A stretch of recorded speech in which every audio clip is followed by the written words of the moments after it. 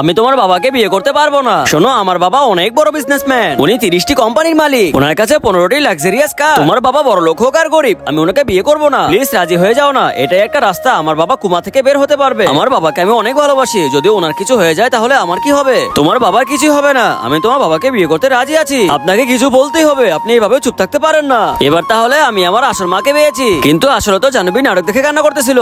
আসলে বড় লোকদের ঘাড় তো অনেক নরম, জাম করতে করতে জানবি জয়ের উপর পড়ে যায়। ওনার তো অনেক গরম লাগতেছে, এই বড় লোকদের এসিটাও নষ্ট হয়ে আছে। আন্টি আমার আম্মুকে দেখেছেন? সকাল থেকে দেখতেছি না। আমার মনে হয় তোমার আম্মু টাকা নিয়ে পালিয়ে গিয়েছে, টাকার জন্য তো এখানে এসেছিল। আম্মু একেবারে এমনটা না।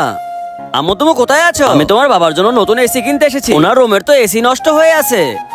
ধনীদের পার্টিতে বাইরের লোকেরা কি করছে? ও বাইরের লোক না, আমার আম্মু। তুমি একেবারে চুপ করো, যখন থেকে ও এসেছে আম্মু আম্মু করতেছে। তোমার বাবা অসুস্থ হবে না, দেখো আমি কি করি। সিকিউরিটি, এই মেয়েটাকে এখান থেকে বের করে দাও। আর এত বড় সাহস আমার বউকে বের করে দেবে? আর আজকে দেখবো তোমরা কাকে বেশি ভালোবাসো। মাকে ভালোবাসলে লাইক দিয়ে যাও, বাবাকে ভালোবাসলে সাবস্ক্রাইব, আর পার্ট 2 দেখতে হলে কমেন্টসে পার্ট 2 লিখো।